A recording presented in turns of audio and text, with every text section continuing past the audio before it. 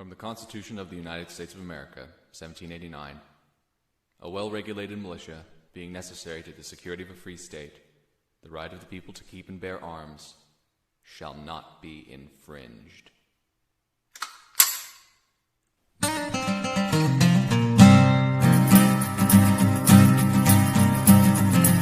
I got the rifle on my back that my father used to own, and he carried it before me 'cause a man defends his home. Yes, he often hunted deer and for large game indeed. In addition to his sporting, he would tell me of this breed.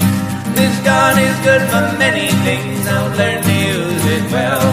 The founding fathers wrote your rising stone.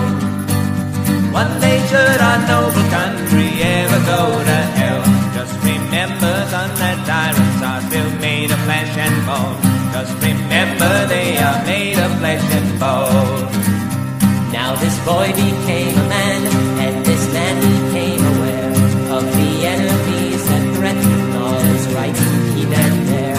You can call them what you want, for they go by many names. It don't matter what you call them, 'cause I'll tell them all the same. My gun is good for many things, I've learned to use it well. My founding fathers wrote my rising stone. Oh, I've seen the way a bastard shot my country all to hell. Just remember that your parasites are made of flesh and bone. Just remember that you're made of flesh and bone.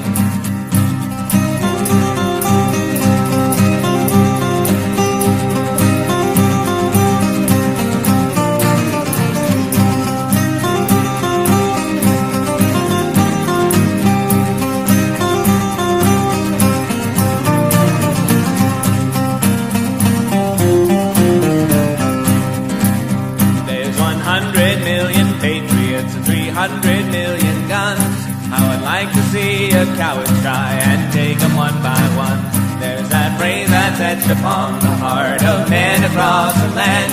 You will only take our rights away from all our cold dead hands. Our guns are good for many things, we've learned to use them well. Our founding fathers wrote our rights in stone. Oh, we've seen our noble country take a nosedive into hell. We outnumber you, you parasites, so best leave us alone. Oh, you tyrants are still made of flesh and bone. Oh, our guns are good for many things, we've learned to use them well. Our founding fathers wrote our rights in stone. Oh, the only way to heaven is the rocky road to hell. I just wonder how you tremble as you've seen our numbers grow. Oh, remember you're still made of flesh and bone. Come and take it.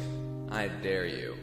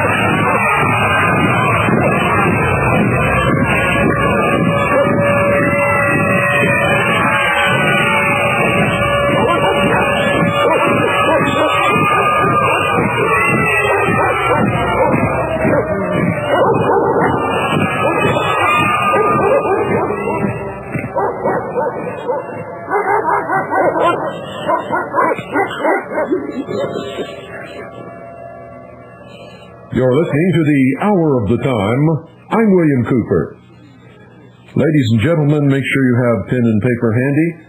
We're going to continue today with our reading of the report entitled The Right to Keep and Bear Arms, which is the report of the Subcommittee on the Constitution of the Committee on the Judiciary, United States Senate, 97th Congress, Second Session, February 1982. Printed for the use of the Committee on the Judiciary by the United States Government Printing Office. It is for sale by the Superintendent of Documents, United States Government Printing Office, Washington, D.C., 20402. if you would and you should like to obtain a copy. Don't go away. I'll be right back, and we'll pick up right where we left off yesterday.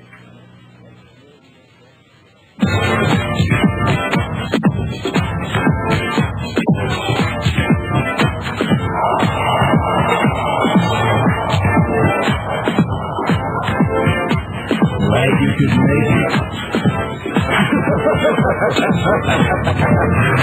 Welcome to the new world order.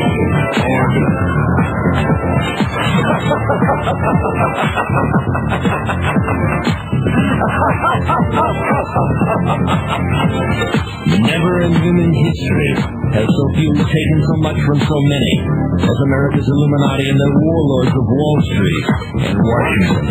In just 8 years, these banksters and international government gangsters took it from the greatest creditor nation to the largest debtor nation on earth.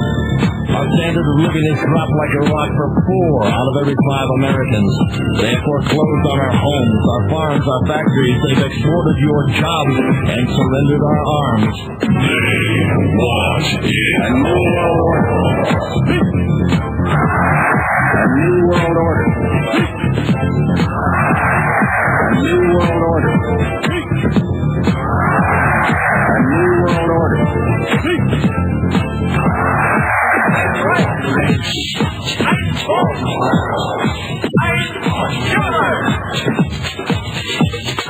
The Illuminati wants you to be a slave from birth to grave. The banksters own the Federal Reserve. It's private. They own it. It's neither federal nor a reserve. The cashiers make that fiat money stuff you call dollars for 2 pennies. They lend it back to us at full face value, then charge you interest. You get the debt. They get the interest. They get the gold. You get the shell. They want is a new world order. A new world order. A new world order.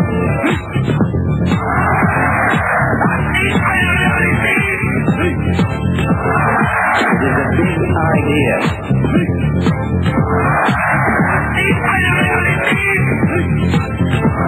It is a big idea. A new world order.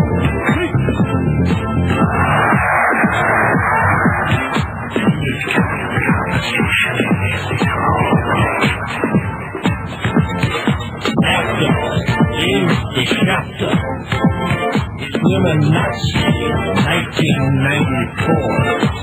I'm right. I'm bold. I'm John.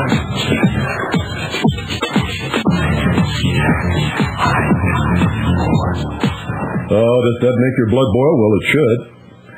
A lot of people call, some write. They want to know, Bill, what's all that Nazi stuff in your music? Why does it sound like Hitler's coming back? Because he is, folks. You see, the Nazis, the socialists, and the communists have spent many, many years turning right into wrong and wrong into right. And they've pulled the wool so far down over your eyes that you don't even know it's there for the most part, but it is. They want you to think that our founding fathers were extreme right-wing radical maniacs. Our founding fathers were liberals, ladies and gentlemen. And their principles and ideals upon which they founded this great nation were all liberal principles and ideals. That's the truth. Whether you want to believe it or not, it's the truth. So not only are patriots and the militia members and real Americans who adhere to those principles and ideals not extreme right-wing, they're not even close to being in the camp with Hitler or all of those people. You see, the people who are in charge now and who are destroying this nation from within, and literally every nation on the face of this earth, are socialists. Devout socialists, I might add. And they want you to believe that Hitler was somehow extreme right-wing, somewhere in the camp with the Founding Fathers. And it's just not true. It won't wash at all.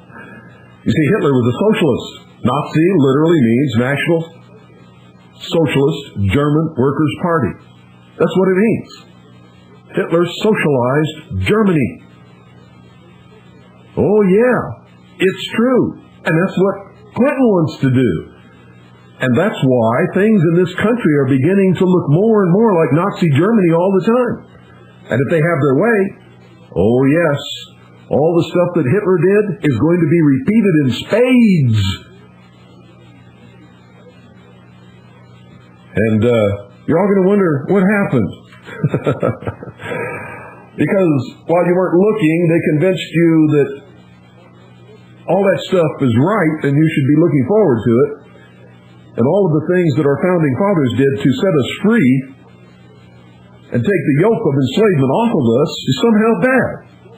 It was the crowning achievement of all human history. They want to take you back and make you slaves again.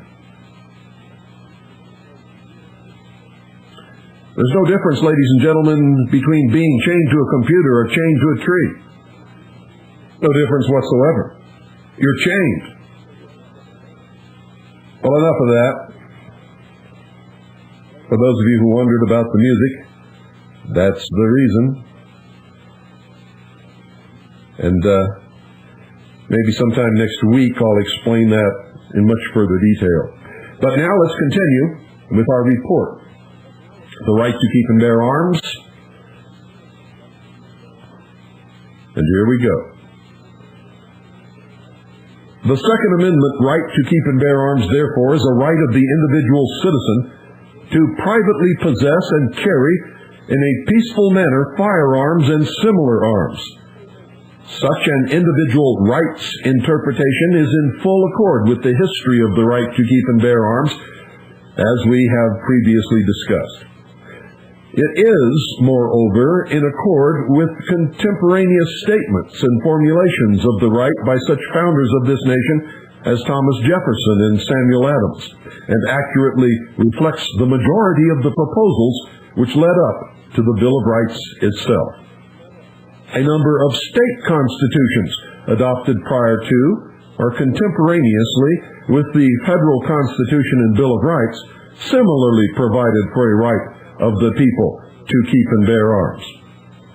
If, in fact, this language creates a right protecting the states only, there might be a reason for it to be inserted in the federal Constitution, but no reason for it to be inserted in state constitutions.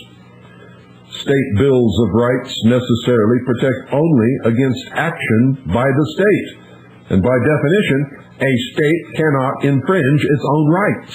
To attempt to protect a right belonging to the state by inserting in it a limitation of the state's own powers would create an absurdity. The fact that the contemporaries of the framers did insert these words into several state constitutions would indicate clearly that they viewed the right as belonging to the individual citizen, thereby making it a right which could be infringed either by state or federal government, and which must be protected against infringement by both. And that, of course, was the intent of the second article in amendment, to give the people a power greater than that possessed by the state. Finally, the individual rights interpretation gives full meaning to the words chosen by the first Congress to reflect the right to keep and bear arms. The framers of the Bill of Rights consistently use the words right of the people to reflect individual rights, as when these words were used to recognize the right of the people to peaceably assemble, and the right of the people against unreasonable searches and seizures. They distinguished between the rights of the people and of the state in the 10th Amendment. As discussed earlier, the militia itself referred to a concept of a universally armed people. not to any specifically organized unit. When the framers referred to the equivalent of our National Guard, they uniformly used the term select militia and distinguished this from militia. Indeed, the debates over the Constitution constantly referred to organized militia units as a threat to freedom comparable to that of a standing army, and stressed that such organized units did not constitute, and indeed were philosophically opposed to, the concept of a militia. That the National Guard is not the militia referred to in the Second Amendment is even clearer today. You see, Congress has organized the National Guard under its power to raise and support armies, and not its power to provide for organizing, arming, and disciplining the militia. This Congress chose to do in the interests of organizing reserve military units which were not limited in deployment by the structures of our power over the constitutional militia, which can be called forth only, quote, to execute the laws of the Union, suppress insurrections, and repel invasions, end quote. The modern National Guard was specifically intended to avoid status as the constitutional militia, a distinction recognized by 10 United States Code, Section 311, small a. The conclusion is thus inescapable that the history, concept, and wording of the Second Amendment to the Constitution of the United States, as well as its interpretation by every major commentator and court in the first half-century after its ratification, indicates that what is protected as an individual right of a private citizen to own and carry firearms in a peaceful manner. And here is the case law, ladies and gentlemen. The United States Supreme Court has only 3 times commented upon the meaning of the Second Amendment to our Constitution. The first comment in Dred Scott indicated strongly that the right to keep and bear arms was an individual right. The court noted that were it to hold free blacks to be entitled to equality of citizenship, they would be entitled to keep and carry arms wherever they went. The second, in Miller, indicated that a court cannot take judicial notice that a short-barreled shotgun is covered by the Second Amendment, but the court did not indicate that National Guard status is any way required for protection by that amendment, and indeed defined militia to include all citizens able to bear arms. The third, a footnote in Lewis versus United States, indicated only that these legislative restrictions on the use of firearms, a ban on possession by felons, were permissible. But since felons may constitutionally be deprived of many of the rights of citizens, including that of voting, this dicta reveals little. These 3 comments constitute all significant explanations of the scope of the Second Amendment advanced by our Supreme Court. The case of Adam versus Williams has been cited as contrary to the principle that the Second Amendment is an individual right. In fact, that reading of the opinion comes only in Justice Douglas's dissent from the majority ruling of the court, and in no way constitutes a ruling of the Supreme Court. The appendix, which follows, represents a listing of 21 American decisions spanning the period from 1822 to 1981, which have analyzed right to keep and bear arms provisions in the light of statutes ranging from complete bans on handgun sales to bans on carrying of weapons to regulation of carrying by permit systems. Those decisions not only explained the nature of such a right, but also struck down legislative restrictions as violative of it and are designated by asterisks. And I'm not going to read all of those, folks. If you get the report, you can read them for yourself, because it's a long list of things that most of you will not understand. And just to give you an indication of what I'm talking about, here's what it sounds like. Okay? It sounds like Jennings versus State, 5 Texas, Crim, App. 298 at 300-01, 1878. And then it gives a brief quote of what the judges said. Quote, "We believe that portion of the Act which provides that in case of conviction, the defendant shall forfeit to the county the weapon or weapons so found on or about his person is not within the scope of legislative authority. One of his most sacred rights is that of having arms for his own defense and that of the state. This right is one of the surest safeguards of liberty and self-preservation." And they're all exactly in that vein.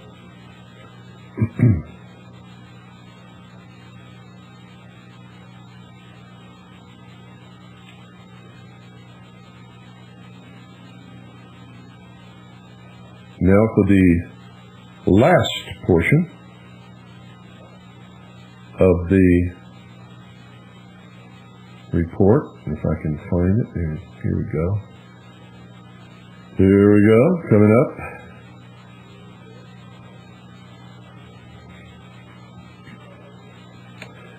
This is entitled, this is a portion of the report, the last portion I might add.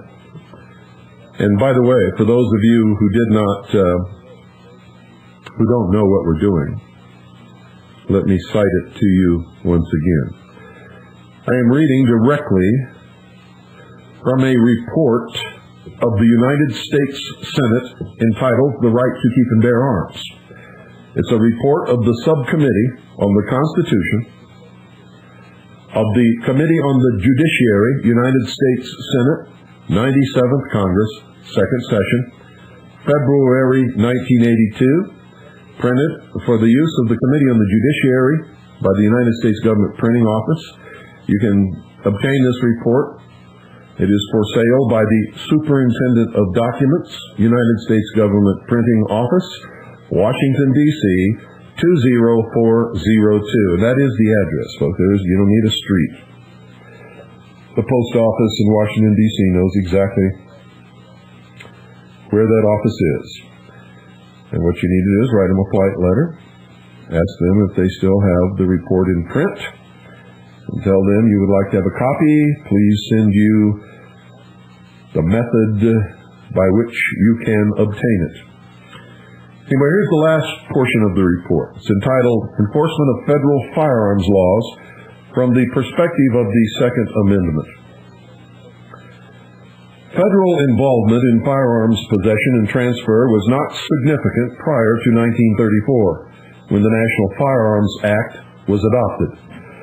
The National Firearms Act, as adopted, covered only fully automatic weapons, machine guns, and submachine guns, and rifles and shotguns whose barrel length or overall length fell below certain limits. Not above, but below certain limits. Since the Act was adopted under the revenue power, sale of these firearms was not made subject to a ban or permit system. Instead, each transfer was made subject to a $200 excise tax, which must be paid prior to transfer. The identification of the parties to the transfer indirectly accomplished a registration purpose. The 1934 Act was followed by the Federal Firearms Act of 1938, which placed some limitations upon sale of ordinary firearms. Persons engaged in the business of selling those firearms in interstate commerce were required to obtain a federal firearms license at an annual cost of $1 and to maintain records of the name and address of persons to whom they sold firearms. Sales to persons convicted of violent felonies were prohibited, as were interstate shipments to persons who lacked the permits required by the law of their state. And ladies and gentlemen, I have just given you the entire jurisdiction and authority of the Bureau of Alcohol, Tobacco, and Firearms. Their authority is only over first sale of a weapon brought into the country from abroad, or over sales of weapons in interstate commerce, which means if a weapon is made in the state of Missouri, for instance, and it stays in the state of Missouri and is sold to a private citizen in the state of Missouri, according to the limitations of the Constitution for the United States of America, The Bureau of Alcohol, Tobacco, and Firearms has absolutely no authority, jurisdiction, or business whatsoever with that sale. The same thing goes for a weapon that is transferred interstate and has been duly authorized as a sale through 2 licensed interstate commerce firearms dealers. Once it is in the state at its final destination, whoever it is sold to within that state as an intrastate sale is strictly outside of the jurisdiction and authority of the Bureau of Alcohol, Tobacco, and Firearms. Regardless of what they say, they are operating under the color of law outside of their jurisdiction and authority as prescribed by the Constitution for the United States of America, which is the supreme law of the land. Virtually every government agency in existence today is operating unconstitutionally as an outlaw agency against the supreme law of the land. They are slowly but surely stripping us of all of our rights. And when that process has been completed, you will find yourself once again in chains. You may not be able to see the chains, ladies and gentlemen. I guarantee you a lot of people will.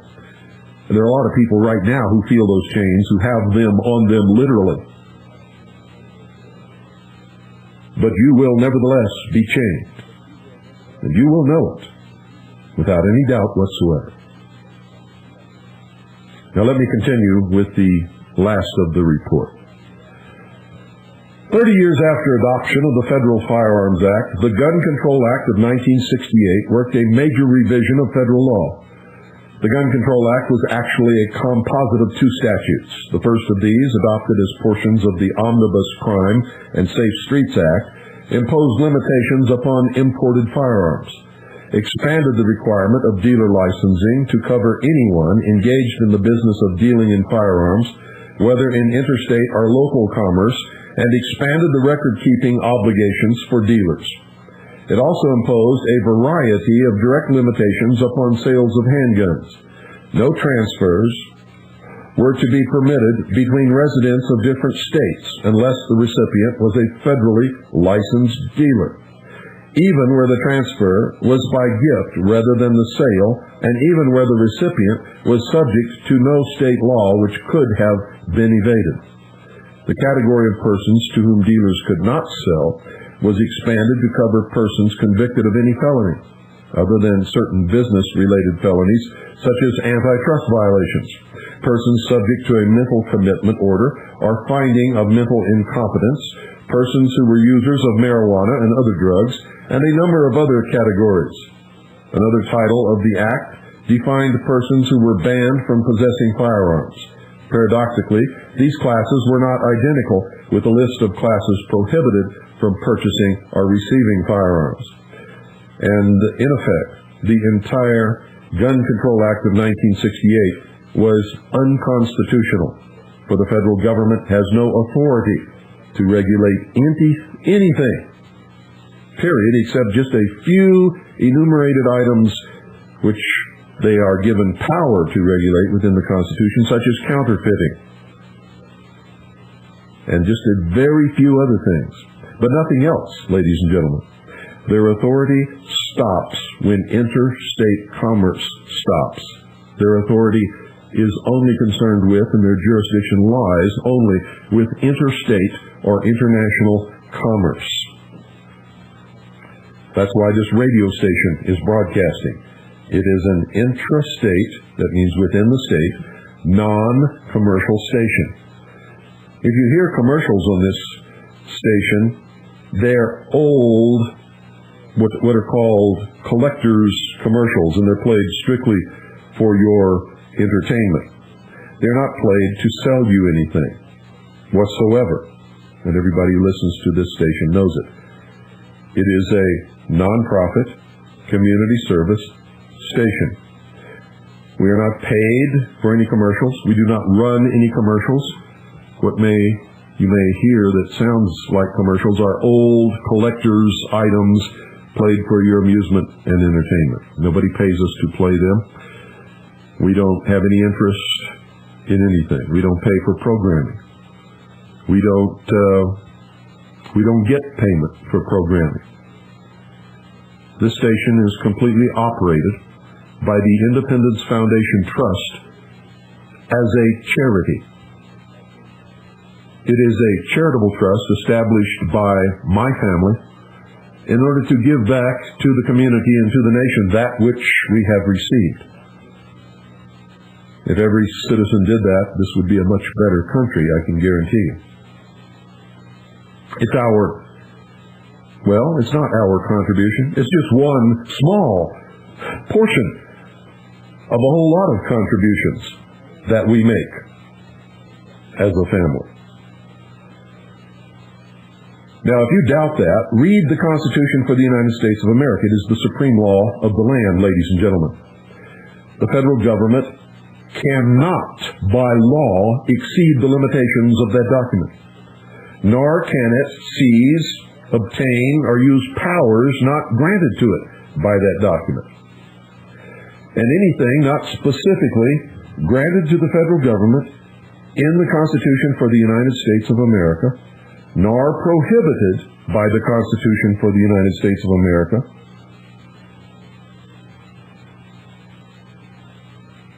is retained by the state and by the people. If the state fails to utilize that power or to prohibit it from the people, then all of those powers rest solidly in the hands of the individual people of the United States of America. I hope you'll all take me up on it. Just in a couple of weeks, we're going to start reading and studying the Constitution on the air. And I hope you're ready for that, because that's really going to open your eyes. You see, if the government is defined within that document and limited by the restrictions of the document and limited to only those powers given to the federal government by the document, when we get into this document, known as the Constitution for the United States of America, those of you who have never read it or studied it before are going to be aghast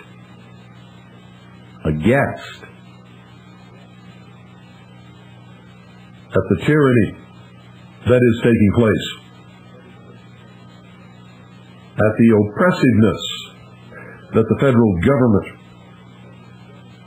has placed across the shoulders of the American people, at the unlawful, unconstitutional, and outlaw acts that they are performing across this country, and the manner in which they have convinced many of you who are listening to actually commit those unlawful, unconstitutional, and outlaw acts for them.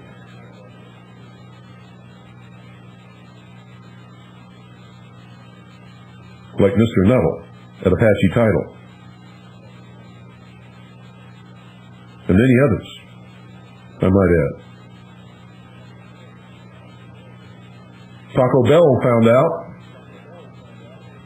They tried to carry out the dictates of the Internal Revenue Service and demanded that an employee furnish a Social Security number. The employee sued. Taco Bell paid an awful lot of money. And now on their employment application, it clearly states that a Social Security number would be nice, but it's not mandatory. You see, the Internal Revenue Service has no right to demand that anyone furnish a Social Security number. Don't think so? Read the 5th Article and Amendment to the Constitution, ladies and gentlemen. And then ask yourself, if furnishing a Social Security number could be used against you in a court of law,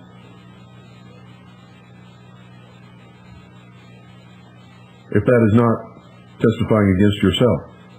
Also ask yourself that about filing a 1040. It's true, folks, and the Supreme Court has ruled that filing a tax return is testifying against yourself.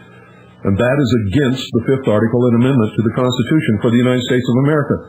You don't have to do it. If, by filing it, the Internal Revenue Service could use what you filed on that return in a court of law against you. And not only can they do it every day. And under the 5th article in amendment, the 5th article of the first 10 amendments, known as the Bill of Rights, you don't ever have to testify against yourself.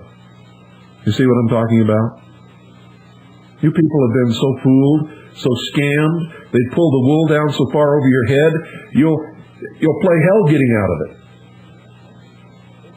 I'm just opening little cracks so that some light can shine through, just to let you know that the wool is pulled down over your eyes, because until I give you this information, you don't have the slightest idea. You're stumbling around, bumping into trees, thinking it's broad daylight and you can really see everything, and you can't see anything except the inside of that wool. Let's continue with this, because it's so interesting. The Omnibus Crime and Safe Streets Act was passed on June 5th, 1968, and set to take effect in December of that year. Barely 2 weeks after its passage, Senator Robert F. Kennedy was assassinated while campaigning for the presidency.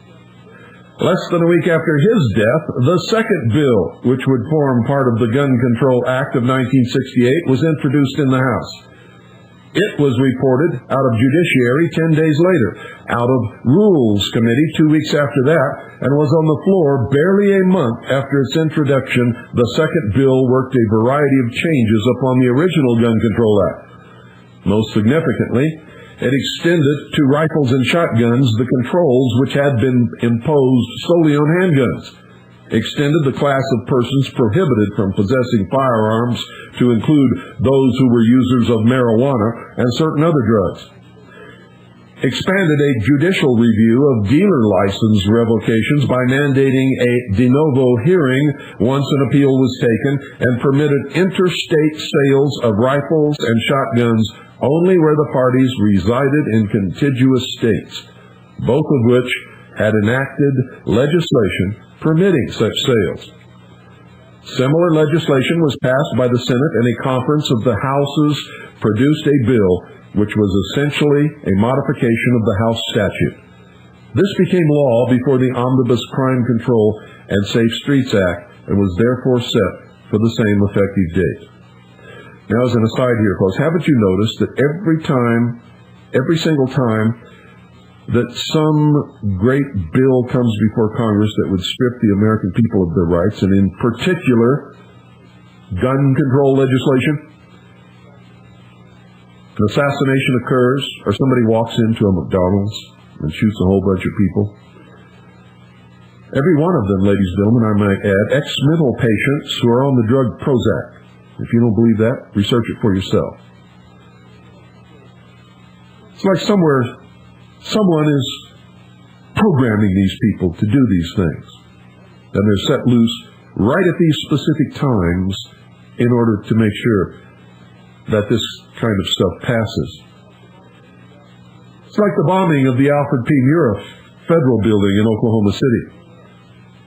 It was blown up when the President's counterterrorism bill stalled in Congress and wasn't going anywhere. And then when the building blew up, bam, went on fast track and stripped us of many more of our rights.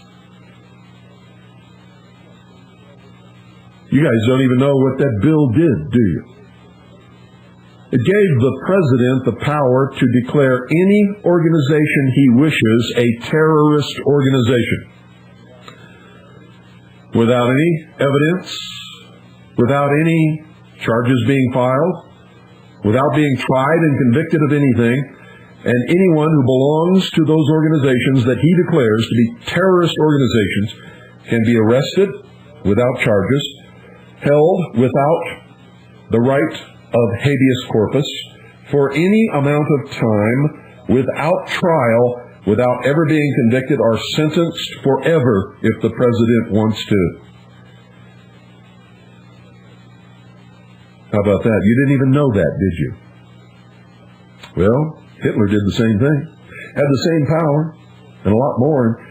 before it's over, this government's going to have a lot more power too, unless you people get wise and stop giving it to them. You think, oh, it doesn't matter because it's never going to affect me because I don't do anything wrong? That's baloney, folks. There's so many laws on the books right now that every single citizen in this country every day breaks some law that he or she does not even know exists. And every day they're passing more and more laws all the time. And they are doing this so that any time that they want anybody, whomsoever it may be, all they have to do is follow you around for a few days and they can pick you up and throw you in jail. And if you belong to an organization and they really want you bad enough, the president can just declare it to be a terrorist organization. And then you're all going to prison, picked up in the dead of night. Nobody will even know where you went. There'll be nothing in the papers. There'll be no trial. There'll be no charges, and nobody will ever see you again. Wow. You know, people who have experienced that kind of prejudice and persecution in the history of their organization should be very concerned about these things. I'm talking about people like those who belong to the Mormon Church. I'm talking about Catholics and Jews.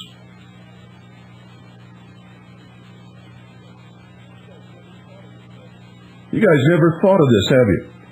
See, if it was done in the past, it can be done again in the future, and they're laying the ground for it, work for it right now. Well, let's continue. It gets worse. I remember this report was finalized in 1982. What's happened since then is unbelievable in light of the fact that the United States Senate, specifically on the issue of gun control, says that they can't do any of it. In this report. Well, anyway, let's continue. Enforcement of the 1968 Act was delegated to the Department of the Treasury, which had been responsible for enforcing the earlier gun legislation. This responsibility was in turn given to the Alcohol and Tobacco Tax Division of the Internal Revenue Service. This division had traditionally devoted itself to the pursuit of illegal producers of alcohol. At the time of enactment of the Gun Control Act, only 8.3% of its arrests were for firearms violations. Following enactment of the Gun Control Act, the Alcohol and Tobacco Tax Division was retitled the Alcohol, Tobacco, and Firearms Division of the Internal Revenue Service. By July 1972, it had nearly doubled in size and became a complete Treasury Bureau under the name of Bureau of Alcohol, Tobacco, and Firearms. And that just goes to show you what they know. That, ladies and gentlemen, is a lie.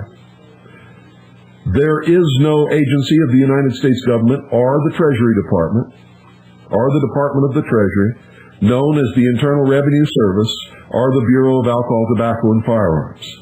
Now, if you don't believe me, in the United States Code, every agency of the United States government must be listed. In the United States Code, under Title 10, you can look up the Department of the Treasury. And under the Department of the Treasury in the United States Code, it must list every bureau and agency of the Department of the Treasury. There is no listing for the Internal Revenue Service or for the Bureau of Alcohol, Tobacco, and Firearms. They are unlawful, unconstitutional organizations and therefore cannot be listed by law. Wow, does that blow your mind? Well, the Coast Guard's listed. The Customs Department is listed. That's right. You know who else is not listed? The Secret Service. Now you know why the president has to toe the mark. Blow your mind? Well, it should. It should. It should blow your mind right off the planet. But it's all true. If you don't believe me, look it up yourself. You can go right straight to the United States Code on the Internet. Or you can just go over to St. John's, if you're in the Round Valley of Arizona, to the courthouse. It's all there. Every bit of it. If you need help, ask somebody who knows. They'll help you out. On the Internet, it's real easy. You can do searches for keywords or phrases. on a computer. And instead of looking through a whole bunch of books for several hours, it'll pop up within seconds. That's why you all need a computer and access to the internet.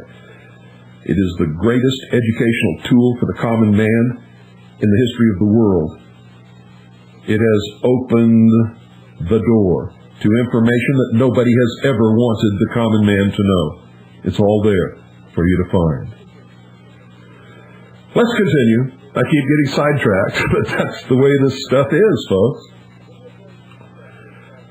The mid-1970s saw rapid increases in sugar prices, and these in turn drove the bulk of the moonshiners out of business.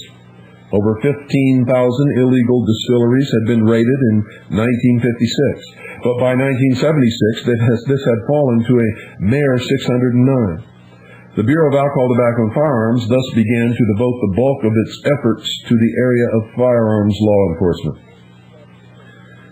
Complaints regarding the techniques used by the Bureau in an effort to generate firearms cases led to hearings before the Subcommittee on Treasury, Post Office, and General Appropriations of the Senate Appropriations Committee in July 1979 and April 1980, and before the Subcommittee on the Constitution of the Senate Judiciary Committee in October 1980.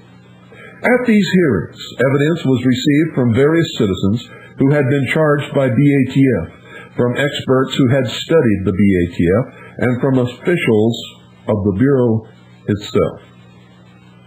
Based upon these hearings, it is apparent that enforcement tactics made possible by current federal firearms laws are constitutionally, legally, and practically reprehensible, which means it's wrong, unlawful. Although Congress adopted the Gun Control Act with the primary object of limiting access of felons and high-risk groups to firearms, the overbreadth of the law has led to neglect of precisely this area of enforcement. For example, the Subcommittee on the Constitution received correspondence from two members of the Illinois Judiciary, dated in 1980, indicating that they had been totally unable to persuade BATF to accept cases against felons who were in possession of firearms, including sawed-off shotguns.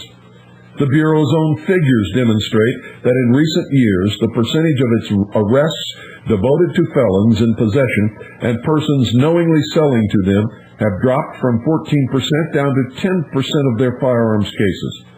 To be sure, the genuine criminals are sometimes prosecuted under other sections of the law. Yet subsequent to these hearings, the BATF stated that 55% of its gun law prosecutions overall involve persons with no record of a felony conviction, and a third involves citizens with no prior police contact whatsoever. The subcommittee received evidence that BATF has primarily devoted its firearms enforcement efforts to the apprehension upon technical malum prohibition charges of individuals who lack all criminal intent and knowledge. Agents anxious to generate an impressive arrest and gun confiscation quota have repeatedly enticed gun collectors into making a small number of sales, often as few as 4, from their personal collections. Although each of the sales was completely legal under state and federal law, the agents then charged the collector with having engaged in the business of dealing in guns without the required license.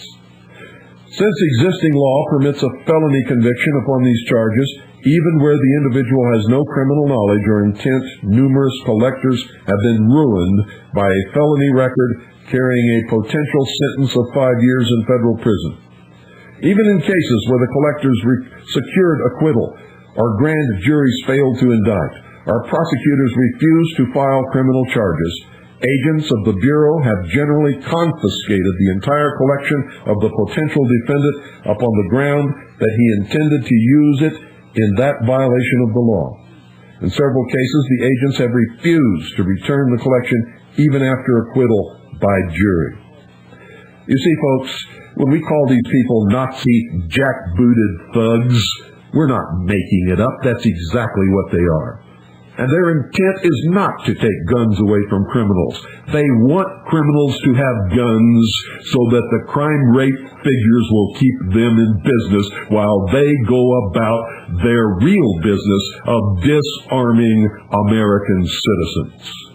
And that is the truth that you can take right to the bank. David Koresh had machine guns. That's why they had to go down there with SWAT teams and automatic weapons and helicopters and tanks and Army psychological warfare units and British SAS units. Ladies and gentlemen, owning a machine gun is not and never has been against the law in this country. It is not against the law now.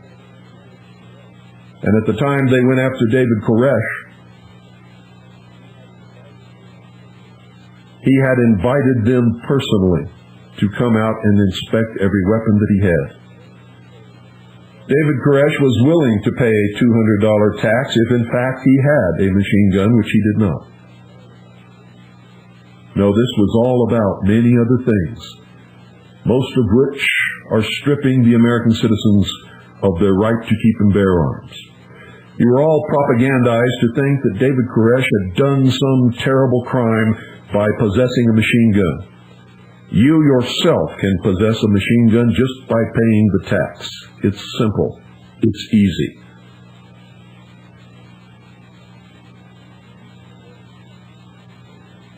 And in order to get you to accept the murder of all those people, and they were murders, every one of those people who died in Waco, Texas were murdered, except for the federal agents who were killed in self-defense.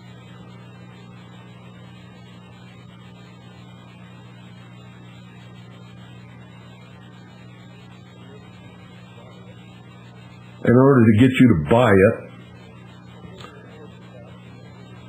they completely ignored the fact that they went in there supposedly after a machine gun for which David Koresh had not paid a $200 tax, killed over 80-some-odd people who were not listed on the warrant, had nothing to do with any crimes, had never committed any crimes whatsoever.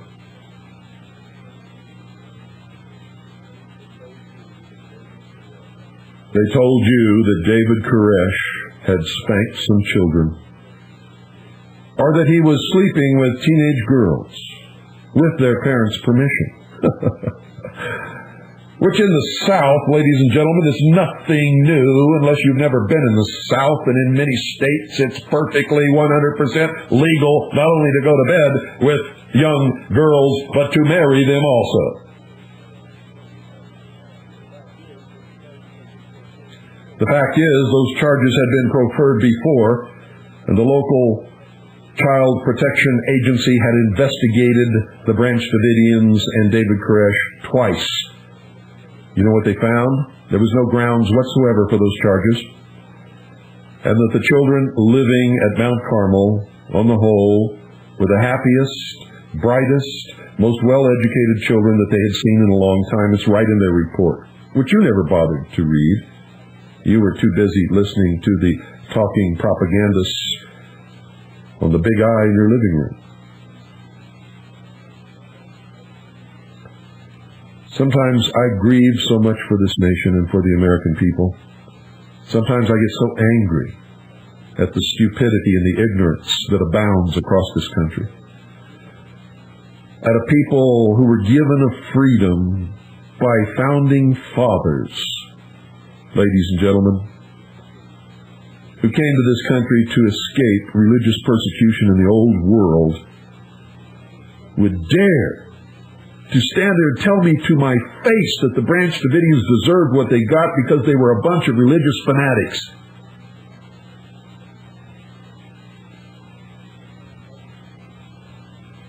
Sometimes I just sit down and cry.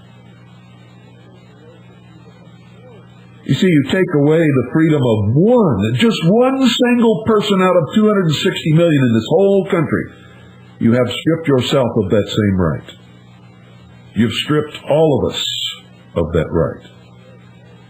And once the right has been taken away, you're never going to get it back. Why would such a prosperous, free people decide to walk freely down the road back into slavery without even a protest? For the most part, I'm protesting, so are many others, but we truly are a voice in the wilderness.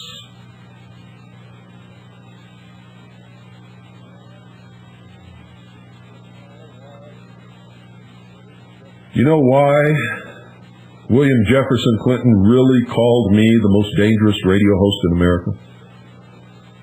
It's because I'm not afraid of him, or the Internal Revenue Service, or the Bureau of Alcohol, Tobacco, and Firearms,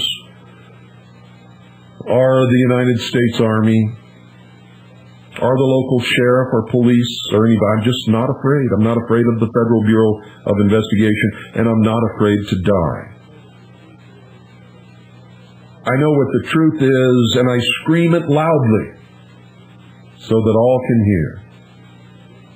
And because I scream that truth and really do practice free speech, and because I can source it and document every word that I say, and because I am not afraid and cannot be intimidated or silenced without killing me and making a martyr out of me, that makes me extremely dangerous.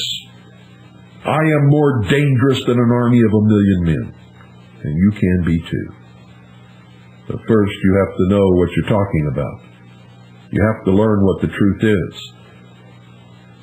Because the truth for you right now is that you've been living most of your life in fantasy, in lies, and in deception. And you don't have to go back too far to find out where it started. If your grandfather, just your grandfather, if you're my age, could see you now, he would put you over his knee and give you a walloping that you would never forget. And that also is the truth for you now. We'll continue this tomorrow, and I can see right now that we're going to go into next week with the right to keep and bear arms. It's going to take quite a while to finish this because there's a lot of ground to cover. An awful lot of ground, ladies and gentlemen. I'm going to read you the laws on guns and militias from every state of the Union. That's right. And from the United States Code. And you're going to find out that most of you listening to this broadcast, whether you want to be or not, are members of the militia. All this rhetoric that you've been hearing about people who belong to militias being terrorists and being unlawful and having private armies and all that, it's all lies. The militia is defined under the law. I am a member of the militia of the United States of America and of the state of Arizona, whether I want to be or not. The only difference between you and I is I know it and admit it. And I meet with other militia members so that when we are called up, and we will be called up to defend all of our freedoms, I and all of the rest of those with me will be ready, fully trained, and willing to carry out our duty. Good night, ladies and gentlemen, and God bless each and every single one of you. All of a sudden, in the middle of the night, there's a loud knock on your door. Hey, honey, something's not right. Throw out your arms. Clinton's gun law passed. We're here from the government. We're here to help you. And I'm from the IRS with a power to tax. If you've got a complaint, send us a fax. Get out of this house. Surrender your guns. Give me your gold. You better obey if you want to trouble. Dance the goose and do what you're told.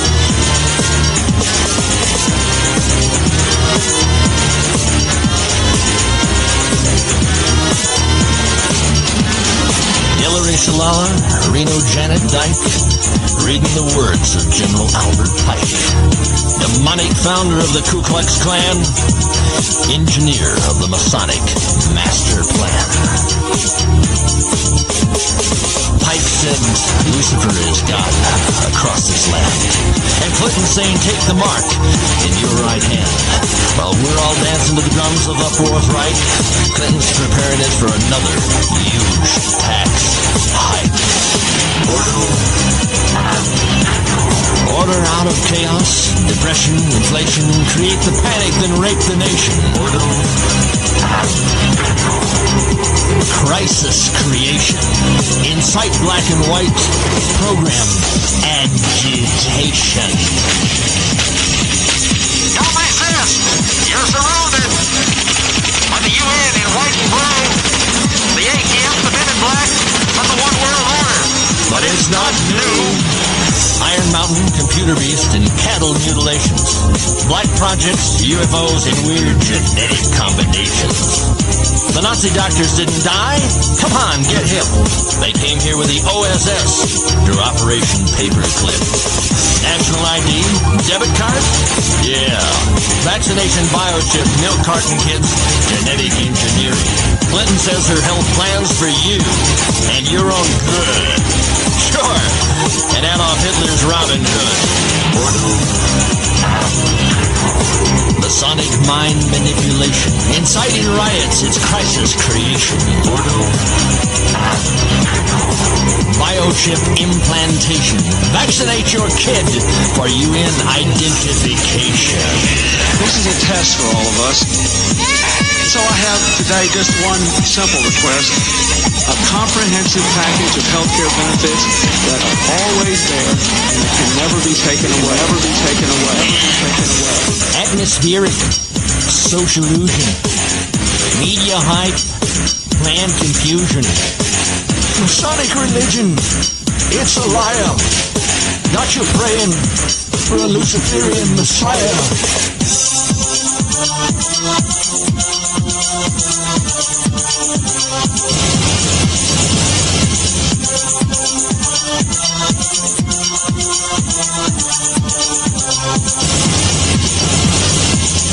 The Illuminati thinks that they're enlightened, that they're to be the gods of earth, born of incest from the sons of Satan and their sisters in satanic birth.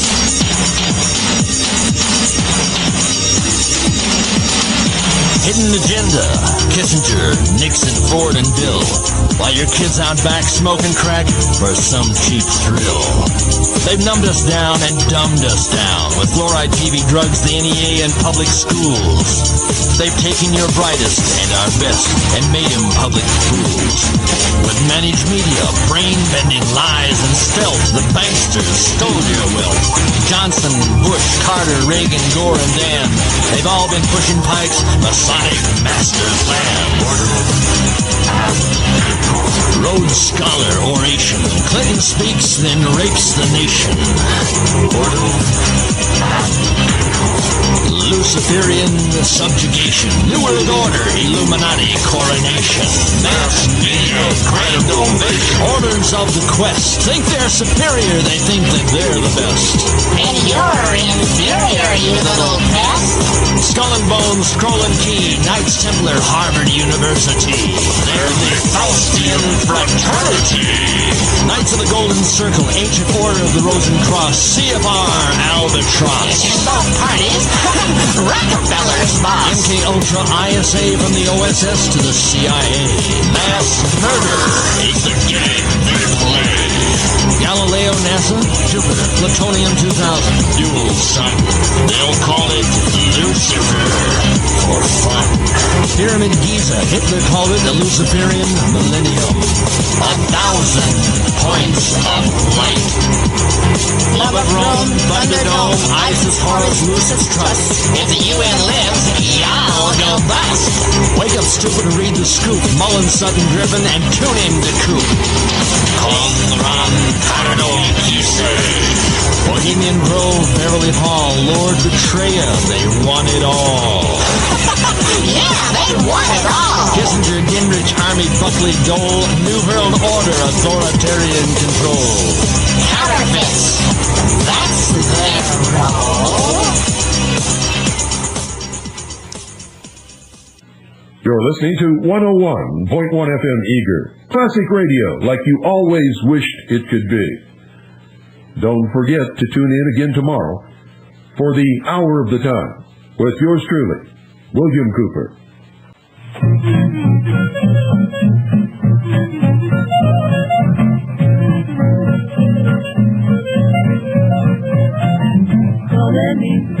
Go dancing beat in the blood of the blood.